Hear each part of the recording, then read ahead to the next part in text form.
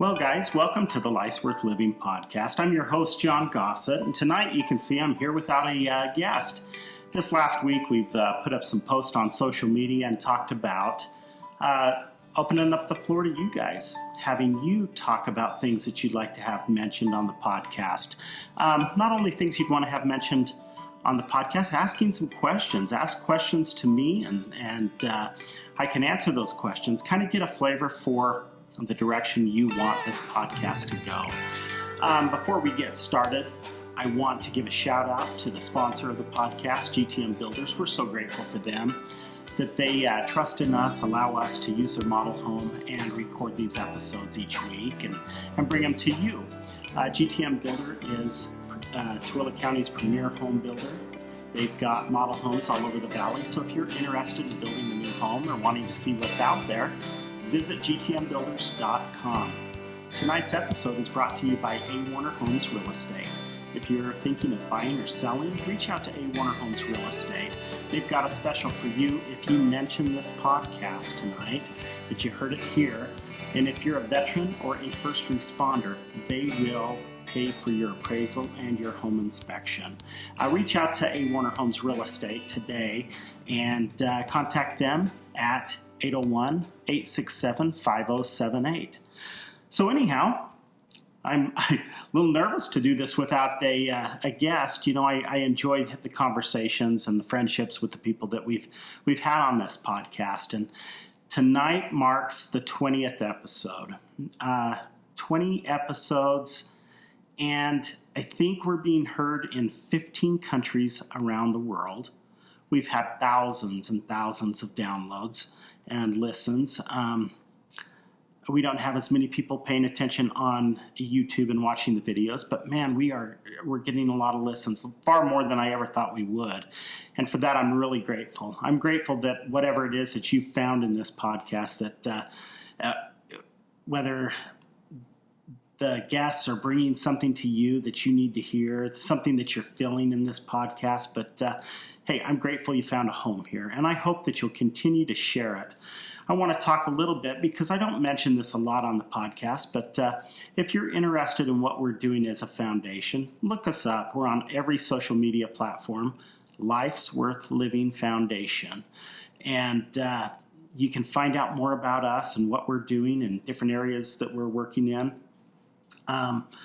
The podcast, again, share that with everybody.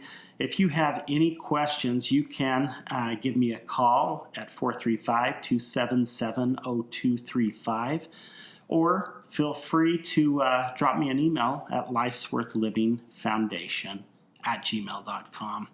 So, I'm not super high tech, and I've got some messages from folks that saw our post on social media about tonight's episode, and they want to take part.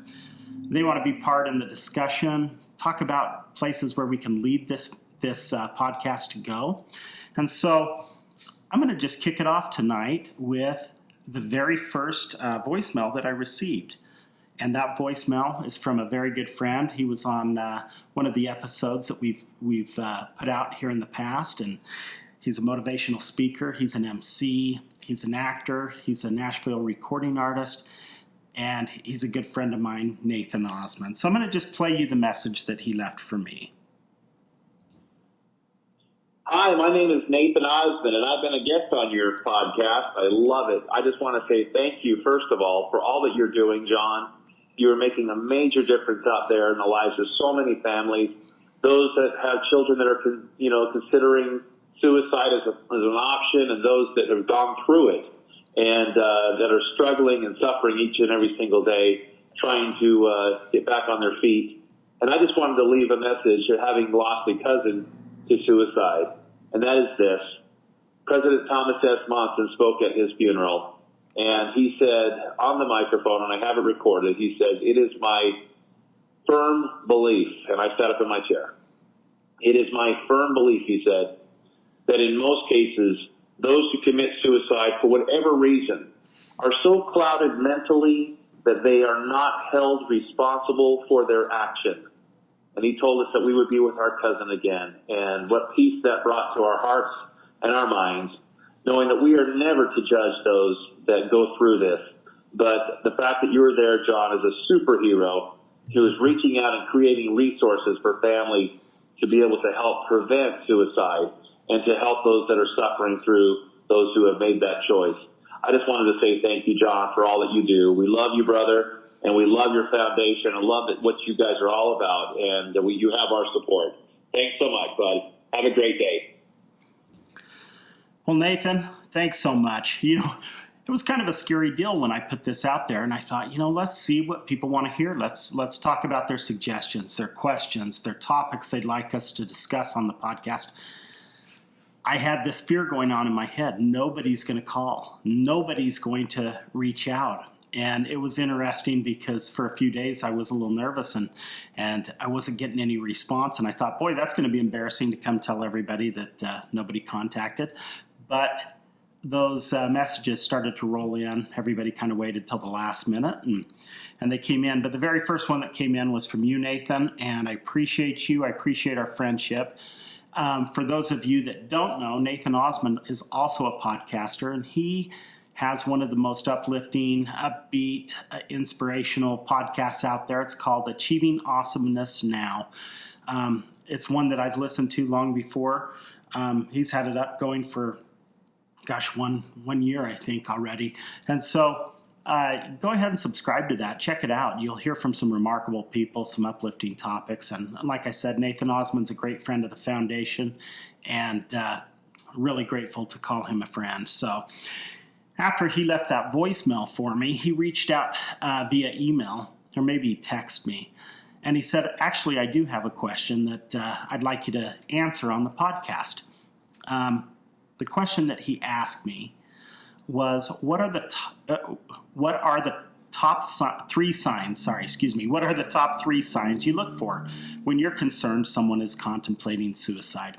So I got thinking about that, and I thought about that, and it came to me. I'm a trainer in Talk Saves Lives.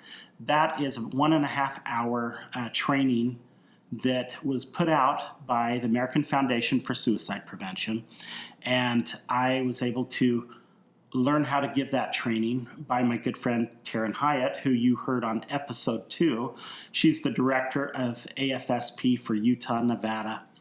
And I really enjoy this training. It's really one for the general public. It's for anybody. And it talks about watching and being vigilant and looking for changes in 3 different areas. And those 3 different areas are in someone's talk, number 1, behavior, number 2, and mood, number 3. So I kind of want to talk about that just a little bit tonight. You're probably saying talk. I don't understand that. But when you have a discussion or you're just visiting with somebody, you might notice things that they say, the things that they talk about. And I'm going to kind of go over a few of those tonight. For instance, if you're talking to somebody and they are talking about wanting to end their life, that's a pretty clear-cut message to you that they're thinking of suicide.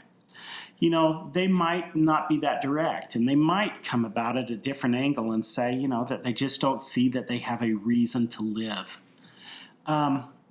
One that is common, and I don't know why, but I always relate it to our senior community, is that they feel a burden to others. So they might mention things or phrases to the effect that they feel like they're a burden.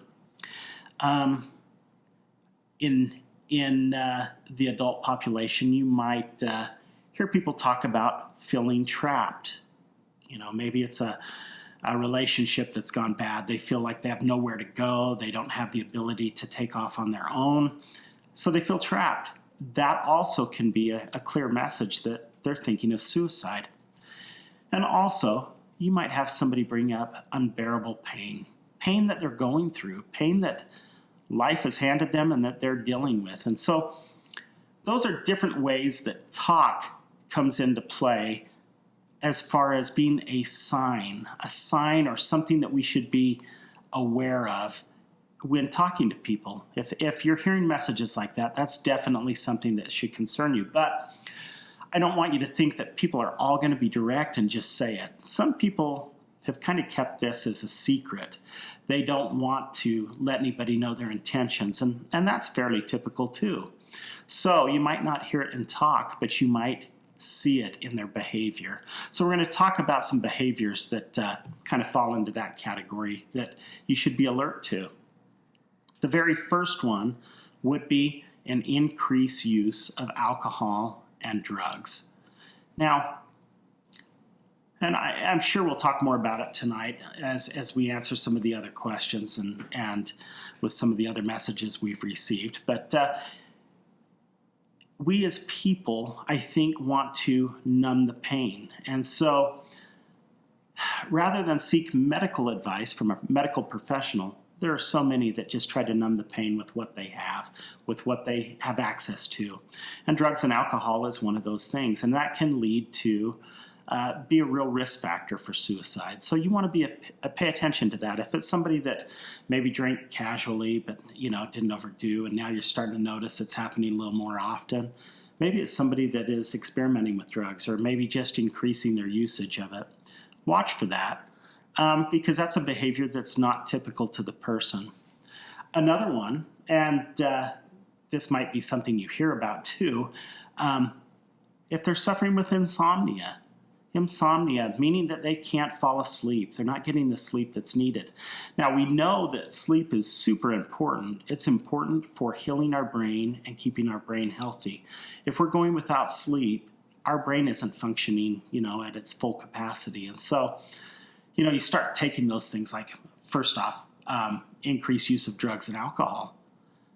If we're using drugs and alcohol inappropriately, we're probably not working. We're not at our full capacity. Insomnia is similar to that, so watch for that also. Now, here's one that in the Talk Saves Lives behavior category, they call it acting recklessly. So, if you want to think about reckless, the first thing that comes to my mind when I think about being reckless is in a car, the way I would drive. Maybe reckless would be not wearing a seatbelt. Maybe being reckless would be being irresponsible with, not using safe sexual practices. Just reckless. Maybe it is the drugs and alcohol.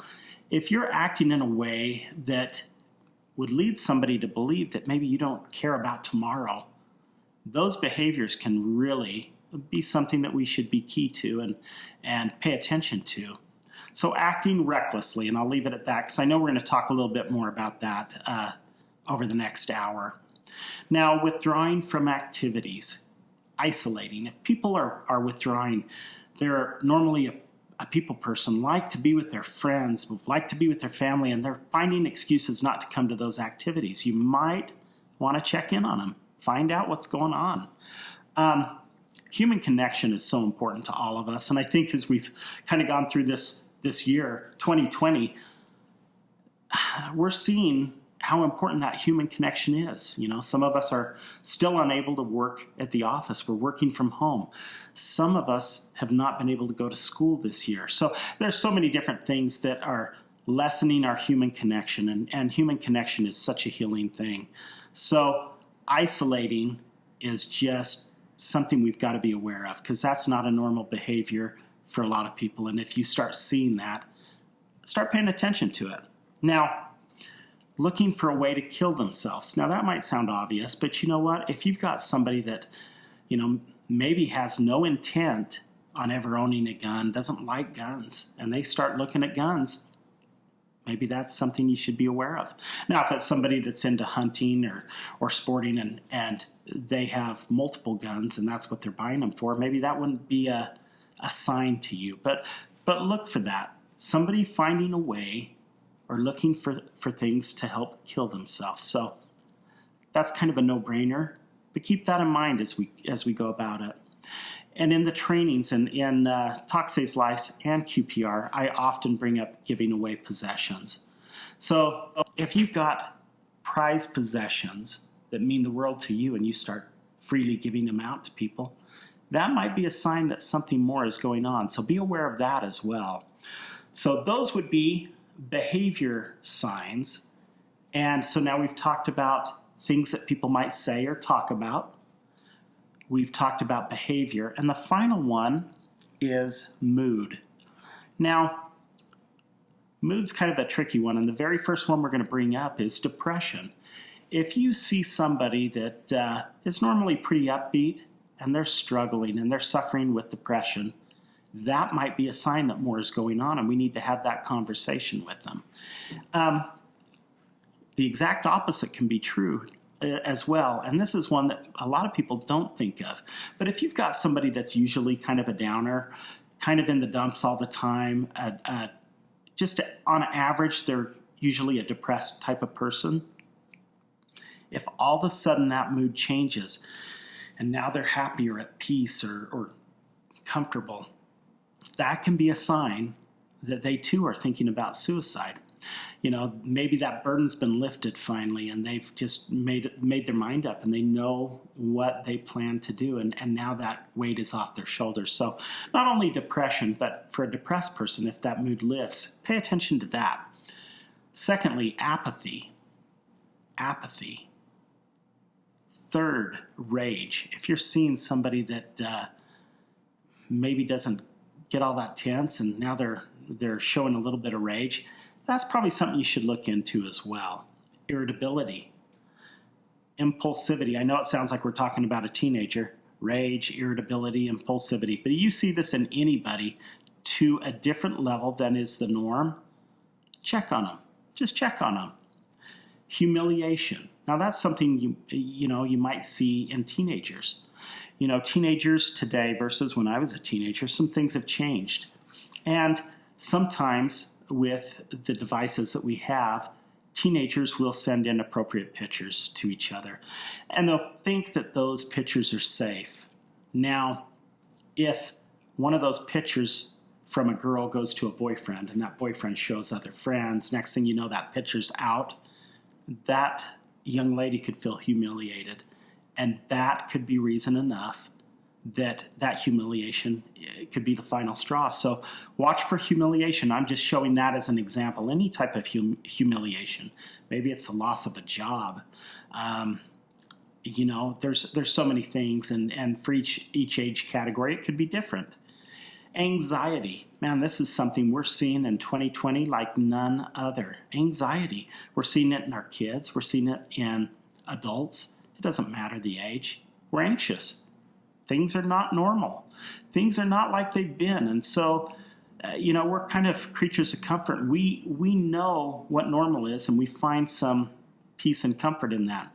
When things are stirred up and they're a little bit out of your comfort zone, if you will, anxiety can kick up. And it can make you, and the final one is agitated. If you see agitation, again, if you've got somebody that's already irritable, maybe irritability is not going to be the one that stands out to you. But as you go through depression, apathy, rage, irritability, impulsivity, humiliation, anxiety, and agitation, all the things that go with that. So pay attention to talk, behavior, and moods. So what do you do with that? Say you've got that information. Say you've seen one of those signs. Where do you go with it? Well, Nathan, this is what I want to tell you. This is where it's important. If you've seen one or more of those signs, let's just reach out. I'm assuming the person is somebody that's close enough to you that you can have that conversation. And what I suggest is you reach out to that person. Do it in person. Don't do it over the phone. Do it in person. Go up to the person. I like being direct because that's kind of who I am. But I would sit down with that person and I would say, listen, when somebody is acting this way or talking this way or showing these types of signs, it might be that they're thinking of suicide. Are you thinking of suicide? Now, I remember the first time I sat in one of these trainings, and it was over 6 years ago. I had not put a lot of thought into suicide 7 years ago. And so when I sat in that first training, boy, that was like trying to learn a foreign language. How do you ask somebody that question? As I've been able to practice it and had the opportunity to do it more and more often, it's fairly easy to ask. I like being blunt because I've noticed one thing. If you beat around the bush with somebody and you don't ask a specific question and be specific about it, usually people will beat around the bush with their answer. And I found that when you're direct, most people will be direct back to you. And I like that. I'm a direct person. And so I say, hey, are you thinking about suicide? It kind of catches them off guard, and you'll notice, they'll be tense. And this is something, some of the people that work in prevention with me, we've talked about in some of our meetings, but you'll see them be tense. They're tense because they're holding this in. Maybe it's something they didn't want to get out. They don't want anybody to know about it. But when you say it, you can physically see the shoulders come down.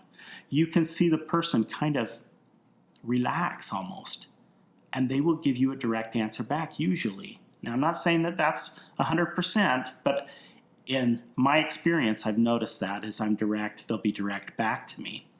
Now, let's say that you've asked the question and the answer was yes. If they say, yeah, I actually have been thinking about suicide, where do you go now? It's really simple. We're going to ask them one more question, a follow-up question. We're going to say, well, it sounds like you put some thought into it. Do you have a plan on how you would do it? And they might tell you, yeah, I do have a plan. And the plan consists of this. And if you receive a yes to one or both of those questions, I think it's at the point that we can confidently say we need to get that person to someone that can help.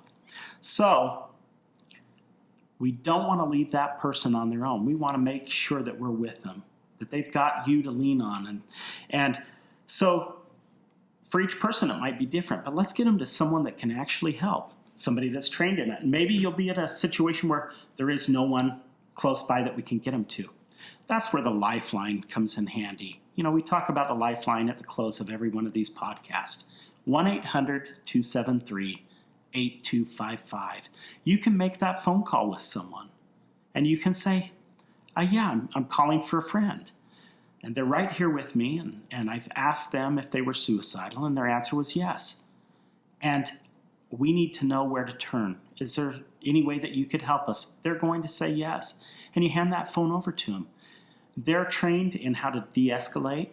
They're trained in what to say and how to question and really how to support that person and get them the help that's needed. So keep that lifeline in mind. But you know what? Maybe you are in a situation, if you're a kid, maybe it's, hey, we need to talk to your parents. We need to talk to a teacher. How about a counselor or a coach at the school? As an adult, maybe it's, hey, let's talk to a religious leader. And that's okay too. But you know what? Throw out a list of some people that maybe we could turn to for that advanced help. And maybe give that person that is struggling the option, like, who would you like to talk to out of those? Is there somebody on that list that you think we should reach out to? And they'll probably pick one, because now you've allowed them to be part of the equation. So 3 things that I look for in somebody that's suicidal, Nate, is talk, behavior, and moods. And I hope I answered that question all right, and I hope that works for you.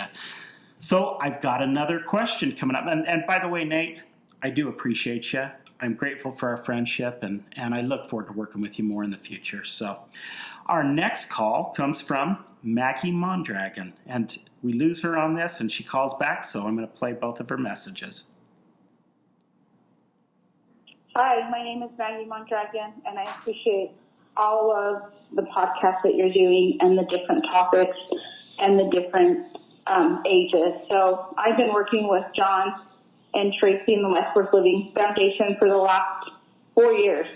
And what really I thought connected me to the foundation was Jon, his family, everything they do for our community.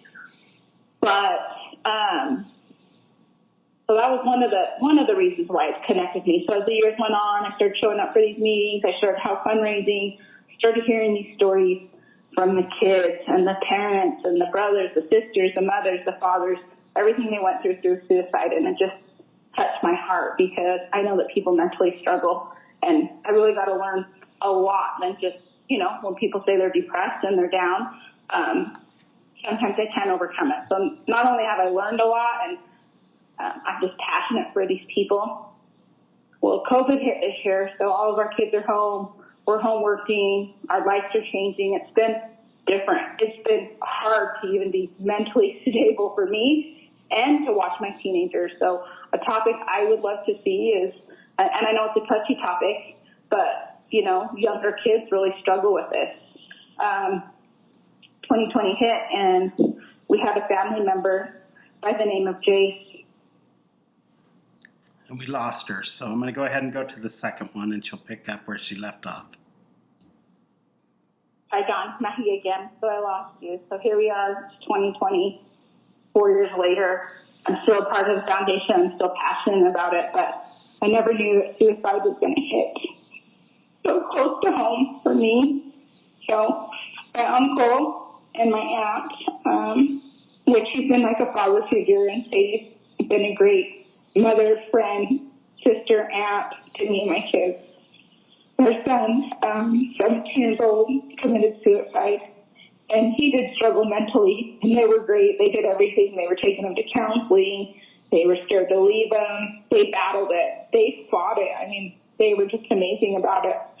But at the end of the day, we still lost the battle, and it was hard. It was hard just being in that inner circle to watch my family go through this. It was hard as a mother to relate to her. And there's days I drive by this great site, and she's up there, and she doesn't want to leave the site, and it breaks my heart because it's impacted her life. They have a family of 7. It's impacted my cousin Sierra, and she's a beautiful singer, so she kind of is feeling her pain through singing and writing, and so it's just been really hard, and I would love to have you interview them when they're ready. It's still pretty new and get to know them. So now I could say 4 years later, I didn't realize how I was connected to this foundation or what was bringing me so close to you guys. But I can't wait for this to go away so we can be walking and I can hear all the stories and bring my family in, and we can start working with the foundation and working through that process of healing, and maybe you can get some feedback of what they've seen and how you can help them. But in my eyes, mental illness for younger kids is really hard, especially with the comparison to social media and everything else we have going online, the bullying online, and the way these kids talk to each other online, and some of the messages I've read to my kids. And I would just love to hear more about that. But I want to thank you guys for everything you do. And I guess it's still really new to me, so I can't really get through all these tears and emotions right now. But I know after it's all said and done, there was a reason why I kept coming back to the foundation and being a part of it. And now it's really going to be meant to be because I get to share that with my family. And we lost her again. I don't know what it was with that connection, but Maggie, first off, I am so sorry for the loss of Jace. I know how devastating that has been to your family, and my heart goes out to all of you. You know, like Maggie said, she started volunteering with the foundation 4 years ago, and they really had no connection to suicide that I'm aware of. And here in the last month or so, they lost Jace to suicide. And so my heart goes out to you. You mentioned that you had a question, and the question, the best that I could take off of that was, how is 2020 and COVID-19 affecting mental health of our youth, especially with social media causing them to compare, as well as bullying online? I mean, that's a great question, and there's so many questions within that question, so I'm hoping I can hit all aspects of it. So, listen, there's no doubt in my mind that this year has been like none other. I mean, nothing we've seen before. I don't think we necessarily have any idea at this point what the effects have been. I mean, those statistics aren't out. But I bet you 1 year from now, we're shocked at the answers we're receiving through the numbers, through the statistics. I do know that we're seeing a spike in about everything from child abuse, domestic violence, addiction, depression, anxiety. And I'm sure, and I've mentioned it on other episodes, the only one that I've heard about suicide attempts and suicide was from the state of California. And I'll bet you it was a month or so ago. And there was an article that I read through a news organization that said the state of California had more suicide attempts in the previous 4 weeks than in the previous year. So about 12 times the normal. And so I'm sure we're having a spike in attempts and suicides, and we will get that information. Statistics always come out about a year slow, and then we sit back, and this is one that we've tried to stay on top of because a year from now, hopefully, we're not going to be dealing with the pandemic and stuff. But what can we do with this information? I think talking about our kids, that we need to provide as much normalcy, try to remain as structured as possible. That structure and normalcy is really a protective factor for our children. I think it's probably fitting that you have a discussion about COVID-19 and a pandemic. I mean, yeah, in school we might learn about the Spanish flu and things like that, but we're living it. We're the ones living it right now. So it's okay to have a discussion with them about it. And maybe, make it age appropriate for whoever you're talking to, but maybe ask them, what's worrying you? What are you scared of? I mean, tell me what's going through your head. What do you know about it? Ask them questions and kind of wait and see what their answers are. And I will tell you this, never lie to your kids. If they ask you a question and you say, hey, I don't know, that's okay. Say, I don't know, but I'll try to look into it and find an answer, because they're going to respect that honesty. And listen, there's so much about COVID none of us know. I mean, we're learning little bit by little bit, but things we knew 2 months ago versus what we know now, I mean, we're seeing some real advances in that. So it's okay not to know the answer. Now, if I were going to throw a challenge out, and we mentioned this in the podcast I did with my wife, Tracy Gossett. She was my guest. I want to say it was episode 8. But we talked about some of the things we're seeing. We talked in that about adverse childhood experiences. And one of the things that we know, we're seeing an increase in child abuse. So one thing I'd like everybody to do is be vigilant. Pay attention to what's going on around you right now. And if you see something, say something. If you suspect there's any type of abuse going on, whether it's in your home or maybe a neighbor's home, if you suspect there's abuse, get it to the right people. Talk to them about it. Tell them what you've seen or what you've heard, what you're concerned with. Because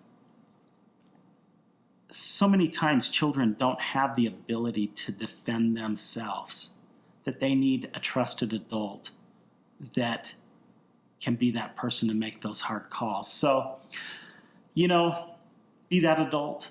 Be the adult to them. You never know. I mean, we have kids. That means our kids are hanging around with friends. You might hear things or see things or notice things. Be observant. Look for clues. Listen to what you're hearing and watch for signs, and reach out to the proper authorities, because we don't want any of these children to go through the abuse. If you question what that abuse is going to do, go back and listen to episode 8 with my wife, Tracy Gossett. She kind of goes over her childhood, and she suffered many adverse childhood experiences. Well, we know the effects that it will have on those children as adults. And this study is well documented. It's been accepted, and it's the real deal. So let's be observant. Let's watch for those kids, and even if it's not someone in your home, but let's make sure that we're being vigilant. So that's my challenge for you. Now, the other thing that we should talk about, and I'm sure we'll talk a little bit more about this with some of the other questions, but if you know somebody that's handling their mental health challenges by self-medicating, talk to them. Now I'm going to give you a key. the real key to talking to somebody that might be self-medicating or abusing drugs and alcohol is do it without judgment, because I think I can speak for most everyone that life throws us things that we're not ready for, and we do the best we can with what we've been given. And many times people are trying to dull the pain.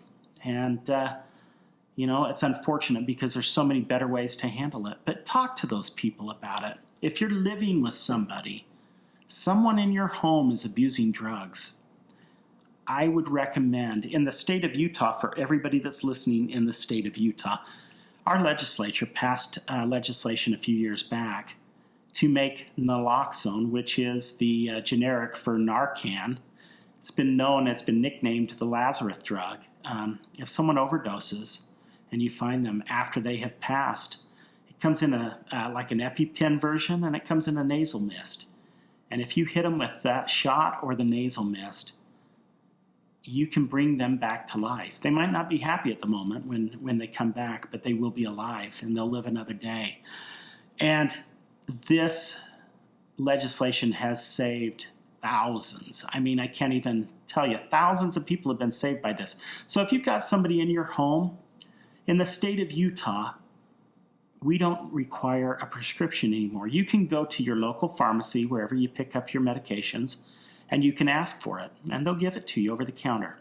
There is a small charge for it. If you're out of state, check with your medical provider. Check with your pharmacies. That might be available in your state as well. It's Narcan is the real name.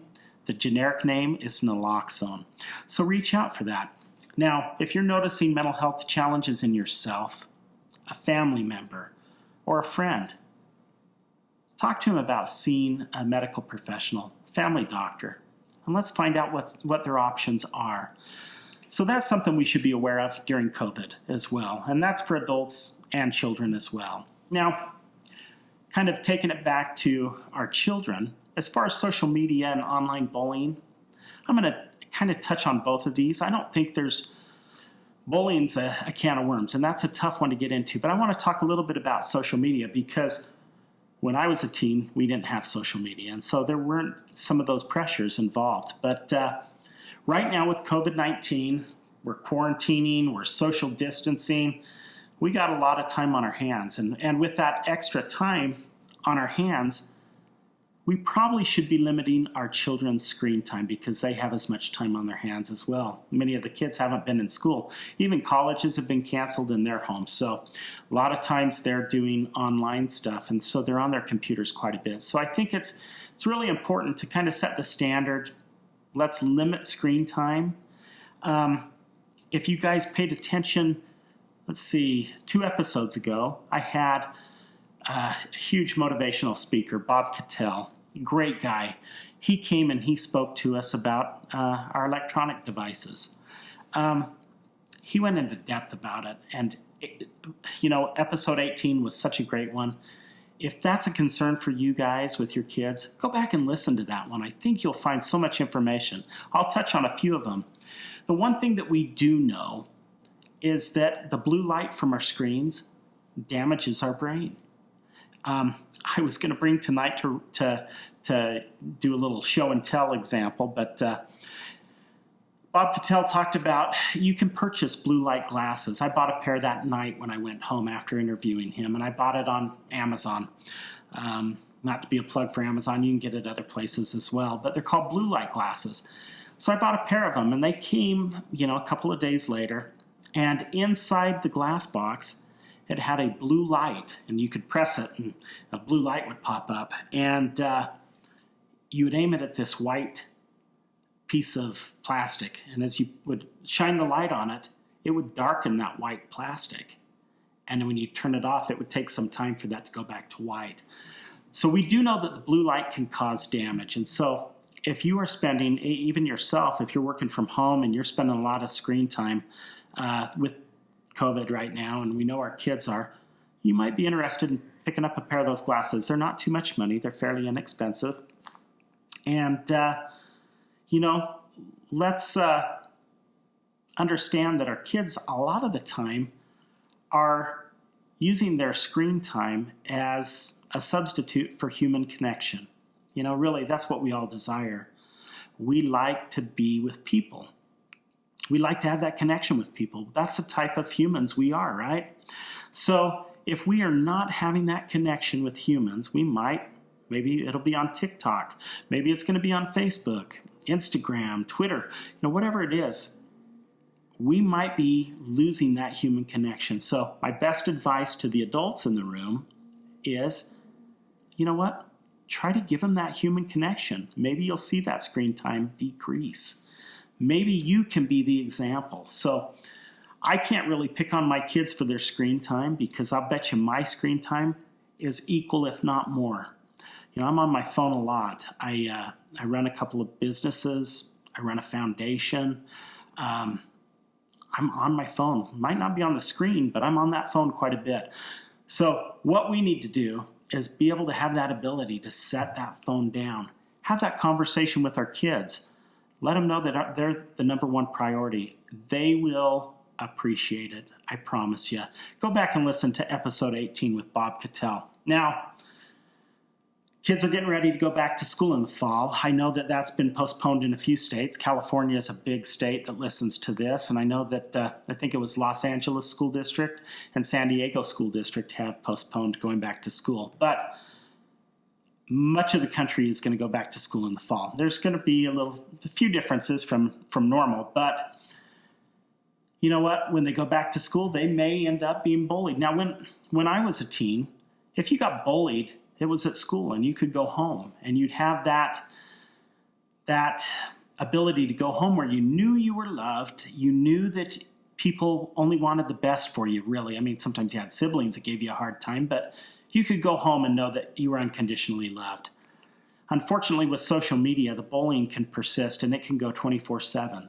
So have that discussion with your kids before they go back to school. I think it's important to remind our kids not to be the bully. Always look to help people. Don't tear people down. Don't belittle. Don't pick on people. Let's be the type of person so that we would want someone to be to us. But hopefully you've got that relationship with your kids so that they can reach out to you if they are being bullied. I mean, watch for the signs. Be aware. I mean, you know your kids better than anybody else, so pay attention to that.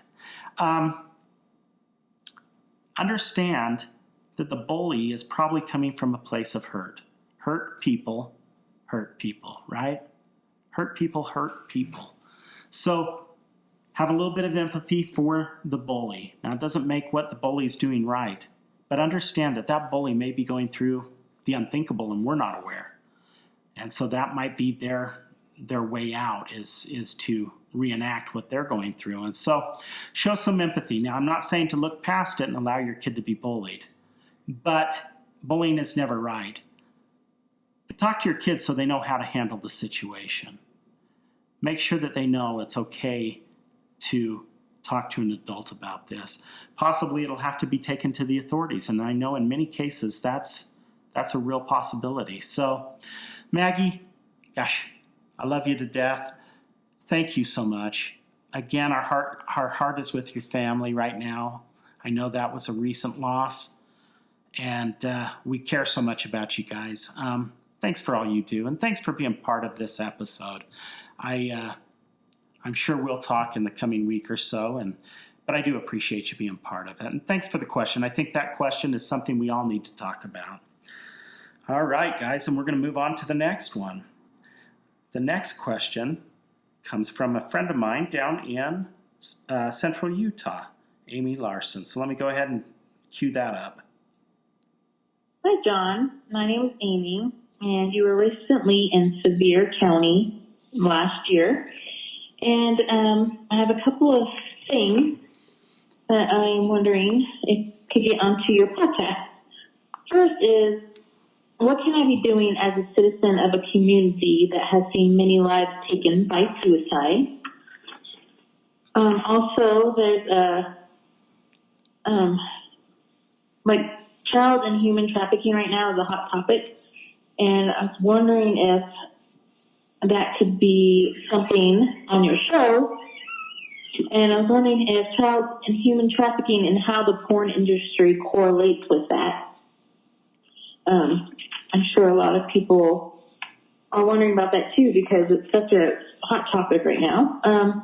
And also that I live in a community that is predominantly white, but with the current topic of Black Lives Matter, how can I help Black people feel welcome in my community? I thought maybe this could be a topic to have a guest on, because we don't see a whole lot of Black people in our community. So how can we as white people help Black people feel welcomed or want to come live in our community? Those are the things I have for you. So can't wait to listen to the podcast. Thanks, John. Well, first off, hey, Amy, it's good to hear from you. So I'm going to kind of back up and I'm going to tell a little bit of a story. And by the way, questions are great, and we're going to get to those. In February of 2019, kind of came to my attention that Sevier County was suffering from far too many suicides. The main town in Sevier County is Richfield. It has under 10,000 people. So kind of keep that in mind. I was getting some correspondence from parents that had children that had made attempts. I was hearing stories of some of the suicides from Sevier County. And I got a phone call. Well, I guess it wasn't a phone call. I think it was on Facebook Messenger. I received a message from a young lady that was going to be a contestant on the Miss Sevier pageant. She was a beautiful contestant. Her name was Bethany Hill. I don't think she'd care if I share her name. Bethany is a hero to me. So Bethany was running on suicide prevention, and that was her platform. She had lost some friends to suicide, and she wanted to find a way to make a difference in her community, and she really did make a difference in her community. Following that pageant, I went up to give her a hug, tell her thanks for inviting me down, and thanks for running on suicide prevention. And she says, "Oh, no, you can't leave yet. I've set up a meeting with our county commissioners, and I want you to talk to them about what we can do to get Life's Worth Living Foundation down here." And I was kind of shocked. This young lady knew exactly who to go to. She had the county commission waiting for me up on stage, and we sat down and we had a meeting. And as I talked to the county commissioners, I agreed that Life's Worth Living would come down to Sevier County, and we would hold a 2-day training for the prevention specialists, the school district, first responders, and just people from the community. And we were going to hold this training to try to make a difference. By the time August hit and we arrived in Sevier County for this training, I believe, and you'll have to correct me if I'm wrong, I believe that Sevier County had lost about 24 to suicide. So in planning this, we made a trip down in the planning stages, got everything set up, and then we came back down in August. I brought some really, really good friends to help with the trainings. One that you guys know from episode 2 of the podcast, my really good friend and one of the biggest freaking heroes I know, Taryn Hyatt. She's the director of American Foundation for Suicide Prevention. She's the director for the state of Utah and Nevada. She's kind of a big deal. She's an awesome lady, and you won't meet a more down-to-earth real person that actually cares so much, and you can just see it. But I took Taryn down there, and I asked her to co-host or to co-train with me in Safe Talk. Safe Talk is a half-day training in suicide prevention by Living Works. One of my favorite trainings to do. I love training with Taryn just because she is so real. I mean, this is who she is. So I knew that I wanted to involve her and the American Foundation for Suicide Prevention. And I also brought down a really good friend, Heidi Peterson. Heidi Peterson is with the Utah State Division of Mental Health and Substance Abuse. And she's kind of like, she is one of the best when it comes to suicide prevention. So I begged her. I says, hey, would you come down with us and you can teach QPR? The other person I brought down was Marianne Oborn. Marianne Oborn is a really good friend of mine. We work really well together. She's over all of the counselors for Tooele School District, and she serves on the Suicide Prevention Coalitions with me. And so I asked her to go down and do a training for the community with Heidi Peterson. And then I brought down somebody that I knew would relate to kids with me, and that person was Tony Broadhead. She runs the Hope Squad for Stansbury High School. Tony is hilarious, and I knew that she could make a difference with the kids. And so she and I taught the kids in QPR. Brought down my wife, of course, and she helped pull off this event. I also brought down my friends that you saw on one of the episodes from Honor 365 so that they would be there to answer any questions for first responders and veterans. And then I thought, for just kind of for fun, after we finished this intense 2-day training, and I want to back up too because I did forget one thing, I asked my friend Marianne Oborn from Tooele School District if she would teach coalition building. So kind of as I go into this, I want to say this for anybody else that's working in prevention. As you notice, when we went down to Sevier County, I didn't just bring Life's Worth Living with me because you know what? Life's Worth Living isn't the only deal in town. I brought down the American Foundation for Suicide Prevention. I brought down the state of Utah. I brought down the school district. I brought down the Hope Squad. Everybody had a voice. Honor 365. There are no barriers between people that are working together to fight suicide. You have to work together. And I think that was something that needed to be overcome. And it's not just in Sevier County, everywhere. I think it's a very territorial deal, and we need to lose that. And so we all came down, and then for a treat at the end, I brought in my good friend, Tim Gates. He's a Nashville recording artist. You might know him as the lead singer from Due West, been on the radio. He is one of the singers for the Nashville Tribute Band, and right now he's performing. He's got a top 15 album performing down in the summer at Ruby's Inn at Bryce Canyon as the Bryce Canyon Wranglers. But you won't meet a more talented person. My daughter says he's got the voice of an angel. The guy is the real deal. He's an amazing artist. But not only is he an artist, he was born and raised in Richfield. So I said to Tim, I go, dude, this is what's going on down there. What do you think about coming down, and then we'll tell everybody that comes to those trainings that they can come to a free concert. And he's such a stud. He came up there and he made that happen. And so, not to keep going on and on about this, but Amy, I want to have you on the podcast. We are coming up on the year mark. I think it was August 26th will be our 1 year mark since we came down. I want to have you on the podcast because I believe I made a promise to you a year ago, and that promise was if you institute the things from those trainings, that your numbers would go down this year. Now, I don't know what the numbers are, so I'm saying this a little bit premature. Understand, I did not know that we were going to be in a full-fledged pandemic for the majority of this year, and that we are seeing a spike in things. But my hope and my prayer is that those numbers are down. And so let's get you up here. Let's get with me. Give me a call. Give me a call and let me know when we can set that up. Set up that podcast episode, and let's make it happen. I'm stoked to hear how things are going down there, and I really hope they're going well. What can I be doing as a member of the community that has suffered many losses? I'm getting to the questions. What can I be doing as a member of the community that has suffered many losses to suicide? First off, get involved. Get involved. Maybe you have a community coalition in the area, wherever you live. Ask if you can volunteer. Find a nonprofit like Life's Worth Living Foundation, American Foundation for Suicide Prevention, whatever you've got in your specific area, and ask how you can volunteer. I mean, those things are key. Get in there and be relevant. You know what? We all need help, and we are looking for volunteers. So be that person. Make a difference where you live. Bring your uniqueness to the table, because let me tell you, we're all different, and we all have something different we can bring to the table. So that's my answer to your question number one. Secondly, you ask a really, really good question.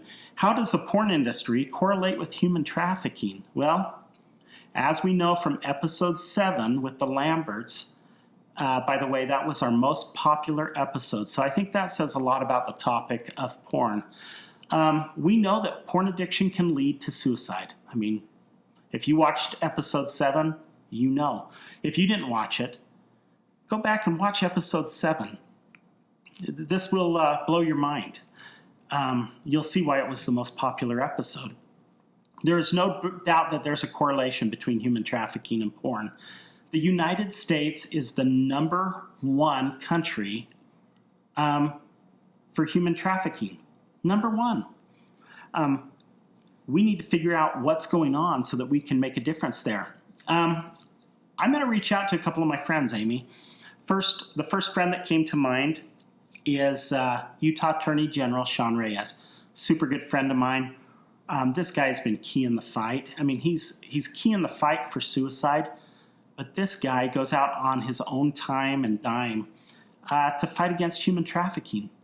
And I know he's invited as keynote speaker all over the place to talk about this. So I'm going to invite him to get him on the podcast. Let's see what we can do. I'm also going to reach out to Elizabeth Smart, and let's see if we could get her to come on and talk about it. I mean, if this is a subject that you guys want to have covered, I mean, we know that there's a correlation to suicide, so I have no problem trying to make that happen. I've reached out to others within the organization of Fight the New Drug, and I'm going to see if I can't get someone from that organization to come on, and we'll talk about the porn industry and kind of where we're seeing that go right now. So I'd like to hear more about it, and if that's something you guys are interested in, man, I'll try to make it happen. So know that we'll work on that. Now, this next one you asked me about, I mean, we've watched our country be so divided with the Black Lives Matter movement. Your question was, how can we make the black community feel welcome in our community? Well, first off, I think we need to love and accept everybody, first off. Secondly, I wish there wasn't the black, the white, the brown, whatever. I mean, I wish that there wasn't that. I think half of the problems that we have come from labels. Now, I'm talking from my work in prevention, but I'm talking in life. Man, when's the first time you saw labels? I bet it was in school, and you had the jocks and the nerds or whatever it was at the time, and now you're seeing the popular kids and the dirt bags, whatever you want to call them, whatever the labels are. You're seeing the gay, the straight, the pretty and the ugly. I mean, whatever it is. Lose the labels. If we didn't label people, we wouldn't have the problems that we're having today. So as I heard this message, and you're going to laugh, but this is the way my brain works. I remember, I grew up in a community that was the majority of the people were white. We live in Utah, so I mean, that's just kind of the world we grew up in. Now, I remember the first time that I ever had a discussion about tolerance, diversity, and racism. And that discussion I had was in school when we were introduced to a Dr. Seuss movie called The Starbelly Sneetches. Now, Dr. Seuss was brilliant, had a way of breaking it down, making it fun, and putting it on my level, because really, I'm telling you the truth. Dr. Seuss is my level, so don't make fun of me. But I challenge you guys. I know you can find that movie. Think about what we're seeing in our culture right now. Tolerance, diversity, racism. And sit down and watch that movie again, The Starbelly Sneetches by Dr. Seuss. Watch it with those points in mind, because Dr. Seuss knew what he was doing. He knew what he was talking about. And there's so much. It was written, I think, in the 50s. But man, watch it and relate it to today. I'm going to go back and take my own challenge on that, and probably pretty much just because that's like one of my favorite movies. But I am going to go back to it. Now, secondly, I'm going to just sum this up, because there is a sense of bullying in that as well. Black Lives Matter. I mean, we don't want to bully anybody. We want everybody. We're all human beings, guys. It doesn't matter what color you are. It doesn't matter what your background is, where you came from. It doesn't matter. We're all human beings. Now, I'm going to leave it. I try not to get too religious on this, and I'm going to kind of just leave it with what the Bible says. Now, there are two great commands, and I'm not going to quote it because I'm just going to put it in my own words. There are two great commandments. The first one's to love God. Love him with all your heart. And I can't remember the rest, but love God with all your heart. And I'll leave it at that. The second is like unto it. Love thy neighbor as thyself. In the Bible, it doesn't say, hey, only love them if they're white. It doesn't say, if they're black, they're not lovable. That doesn't say anything about that. It says, love your neighbor as yourself. So let's lose the labels and just love everybody as yourself. Want for your neighbors what you want for yourself. And you know what? We can solve this problem. We're better than this. My heart goes out to the people that have been affected by this. And I'm going to leave it there. But I think that's something, if that's something you guys want to hear more about, I'm happy to bring people on the show. And I'm not afraid to have that be a discussion. But that's where I'm going to leave those questions tonight. And I seriously appreciate you, Amy. And I'm going to move on to the next. The next one, you're going to notice there's a little choppiness, and I think she had somebody beeping in on her phone, and so it blanks out a couple of times. But I'll go back and tell you what she says if it's hard to hear. This is Cammie Perkins. Hey, John, wanted to tell you thank you for the work that you're doing. A couple of topics that came to my mind are important to discuss. The first one I refer to our pandemic on it, calling the keyboard killer.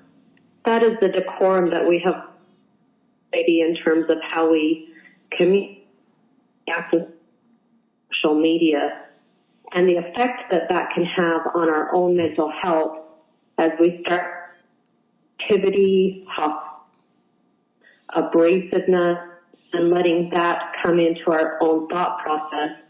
I personally had to finally block some people and acknowledge that was not healthy for me, even though I wasn't a participant.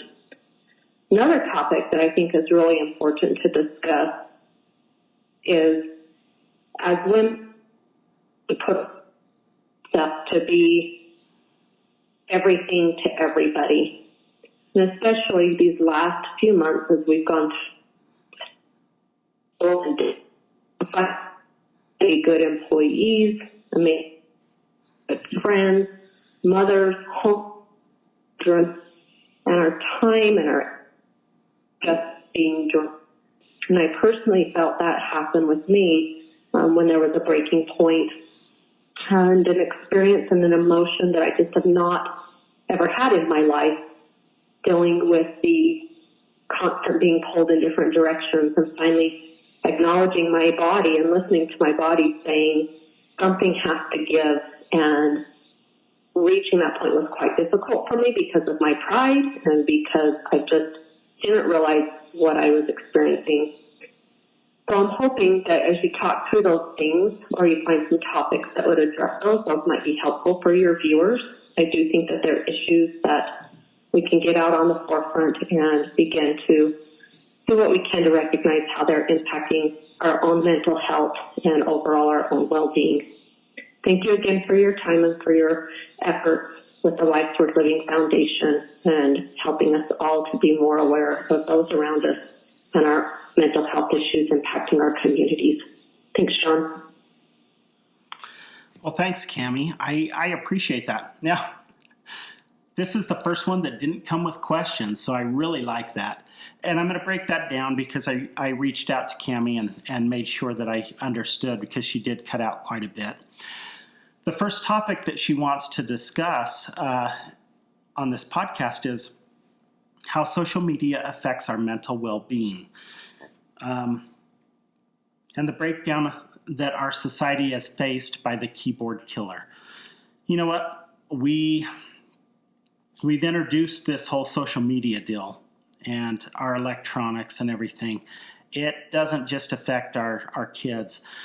This is something we probably should devote an entire podcast episode to. So I'm going to look for an expert in that field, and we're going to do an entire deal on it. So I love that, and I'm glad you brought that to me, Cammie. The second one that you brought, I'm super stoked about because I just lined up a guest, and it sounds exactly like what this guest is going to be speaking on. So, women who are afraid to admit that we can't do it all, that reaching out is not a weakness. I know that was hard to get from that, but you know what? We have a lot on our shoulders right now. And, we try to be everything to everybody.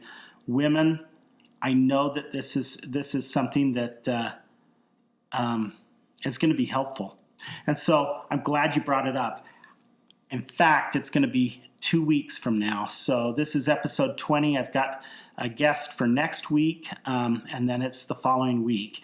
And I'll tell you who it is, Cammie. It is Rachel Curfew. She's an anxiety coach. She helps women in this specific area.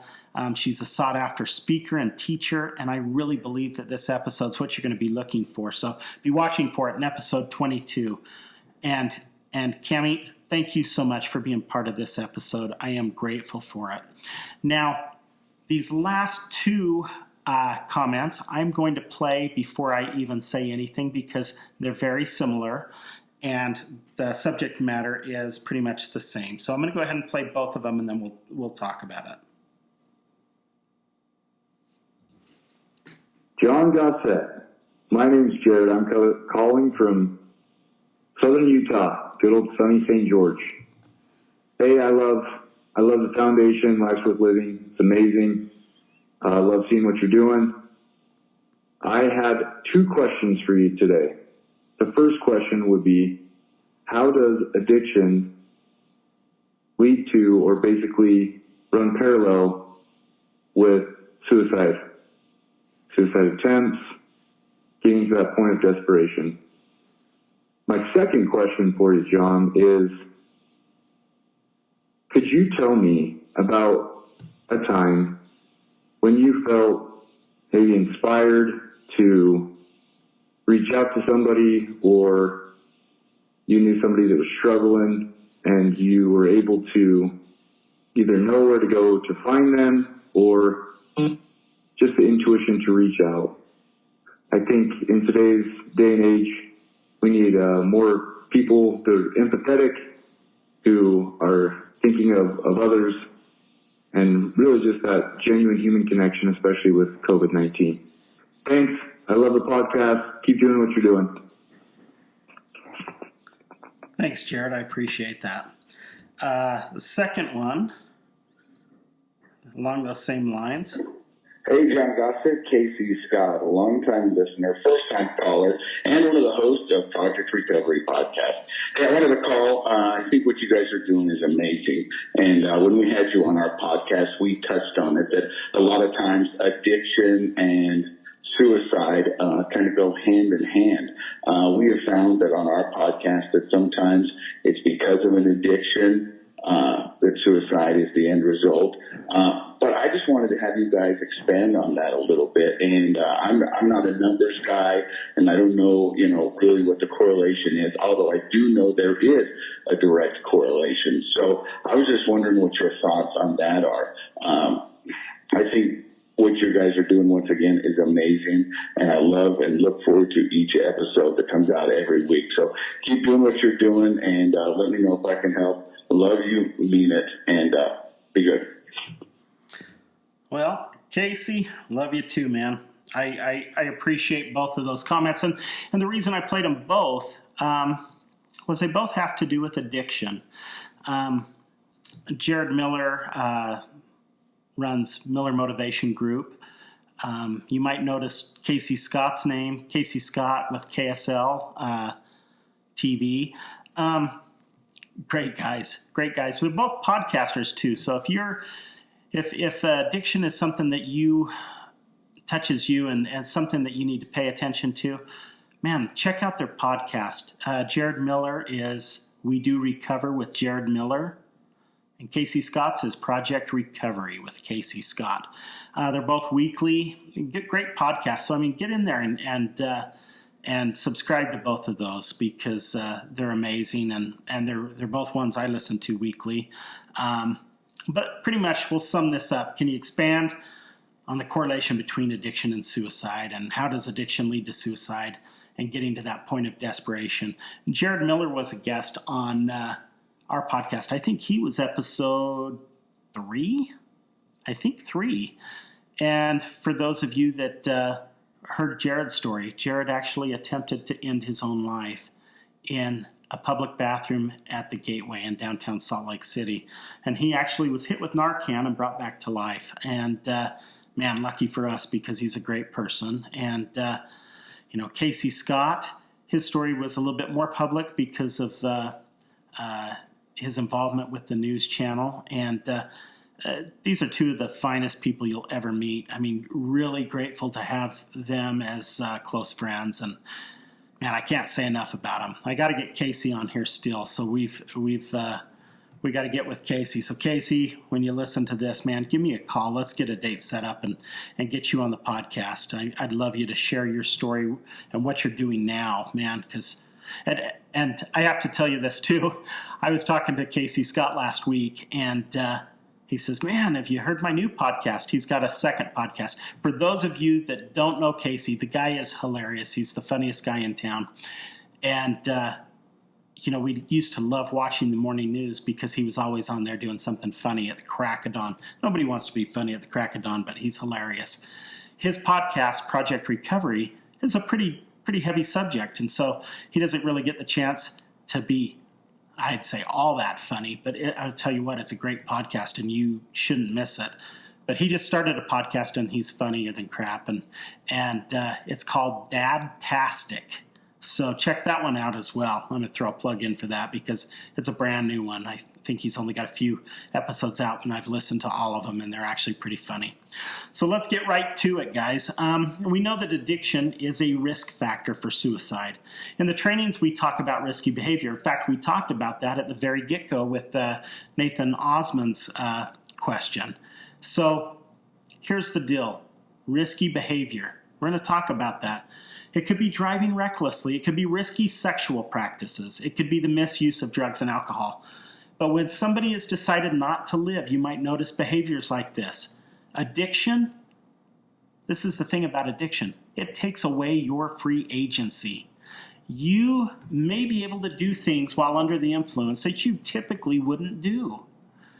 I mean, there's things that you will do under the influence that you will not do stone cold sober, and I think I could speak for about everybody on that.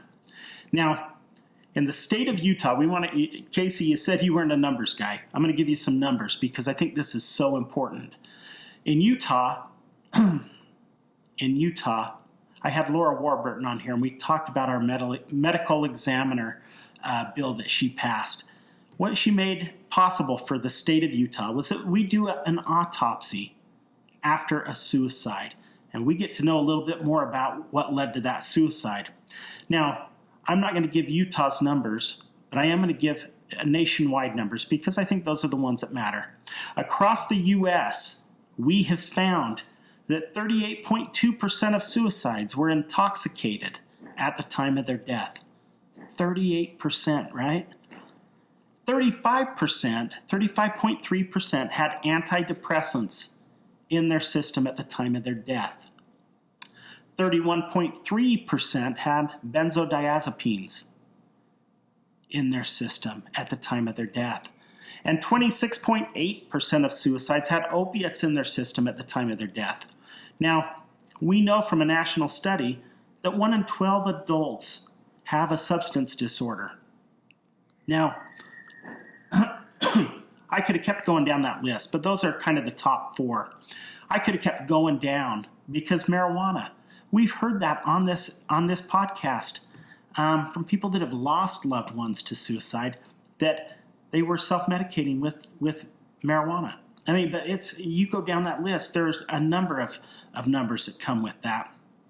So here's the deal. We know that if you took 5 people that suffered with mental illness, only 2 of those people, 2 of the 5, reach out for medical professionals to diagnose a mental health disorder. Only 2. So that means there's 3 others that usually probably are self-medicating, trying to numb the pain. So self-medicating is nothing we would ever recommend. Addiction is a risk factor. And I don't know how to say it any plainer. We do know that substance abuse alters our brain chemistry. It disrupts the pleasure and reward system in our brain. Now, what that means is that we will probably isolate because of our abuse of drugs and alcohol or whatever the addiction is. Now, I've heard it said over and over again. You've probably heard it said as well if you're anywhere in this field of addiction recovery. People think the opposite of addiction is recovery. It's not. Recovery is not the opposite of addiction. Connection is the opposite of addiction. And if we isolate because of the way that we're altering our brain, we isolate, that makes recovery so much further down the road and feel impossible. We have to have that human connection. We crave it. It only makes it worse. Isolation only makes it worse. We do know for a fact, that people that struggle with substance abuse disorders, those people, a suicidal crisis can come on quite suddenly. Now, I'm not going to mince words, and I'm going to just tell you very directly that when your senses are dulled by drugs and alcohol or any substance abuse, when your senses are dulled and you've given up some of your agency to a drug, you're capable of doing things that you would not do while sober. That includes taking your life by suicide. I don't think I could say it any clearer than that. When your senses are dulled by substance abuse and you've given up that agency, you're capable of doing things that you would likely not do while sober, including take your life by suicide. Now, on this program, on this podcast, you have heard stories from heroin addicts, porn addicts, gambling addicts, all of which suffered with suicide ideation. Every one of the people that I had on this podcast suffered with suicide ideation. You heard their stories. That's from addiction. We've heard from the families of the loved ones that were lost, that we can't go back and change, that they were abusing substances like marijuana and alcohol. We know that, right? As I mentioned earlier, there are many options out there. There are 12-step programs in about every town across this country. Probably outside the country, wherever you're at, there are 12-step programs. I know about that. For the past 4 years, my wife and I have facilitated a 12-step program here in Utah. And, I've sat in those groups and I've heard the stories. And one thing I want you to know is that recovery is possible. I've seen it happen. Man, I've seen those miracles, and they are miracles, but they do happen. But you know what? 12-step programs really aren't, everybody's gig. And you know what? There are great choices for in and outpatient recovery centers all over the place. Find out what's available to you. Now, we talked a little bit about the legislation. I want to break this down one more time. That we've had successful legislation in Utah making naloxone, which is the generic of Narcan, available without prescription at any pharmacy. It can save a life. I really hope to have my friend Dr. Jennifer Plum on this podcast. She runs Naloxone Utah, and this lady has an amazing story, and I want her to share it with us. I'm going to get her on this podcast. But, guys, I know we've gone a little bit long on this, and it's just me, but thank you so much. Thanks for giving me this opportunity. Thanks for paying attention and caring enough to be part of this podcast.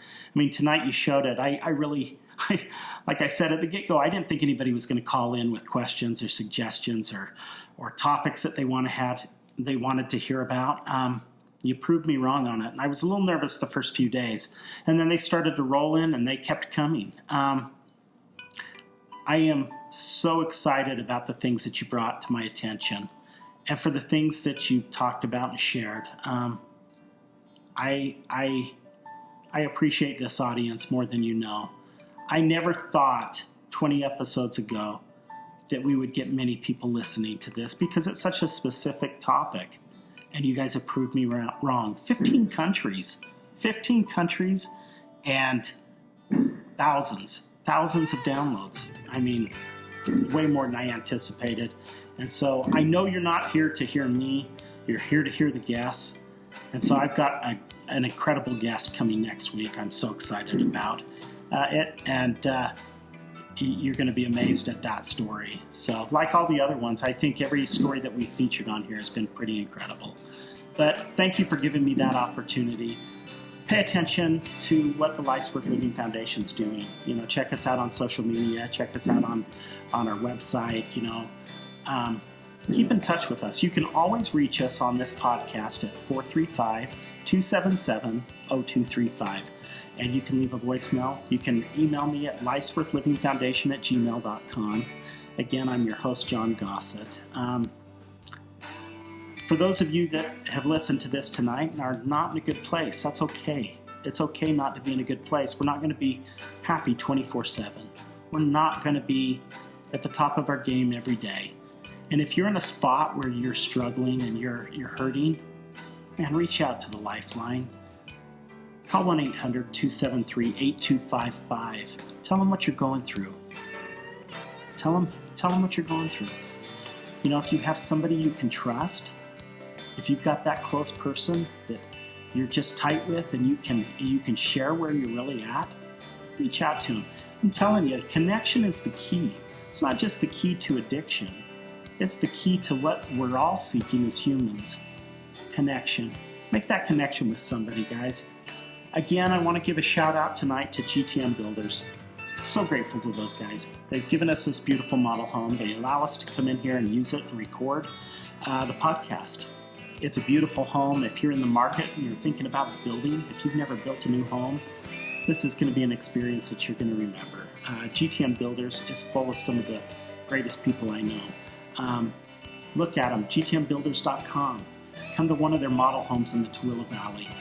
They are Tooele County's premier home builder. If you're in the market, interest rates are low right now. If you're thinking of buying or selling a home, reach out to the sponsor of this episode, A. Warner Homes Real Estate. A. Warner Homes Real Estate, give them a call, 801-867-5078. Again, guys, from the bottom of my heart, thanks so much. Thanks for being part of this podcast and kind of leading me in the direction that I think you've kind of shown me the way you want this to go. And until next week, we'll see you then. Thanks.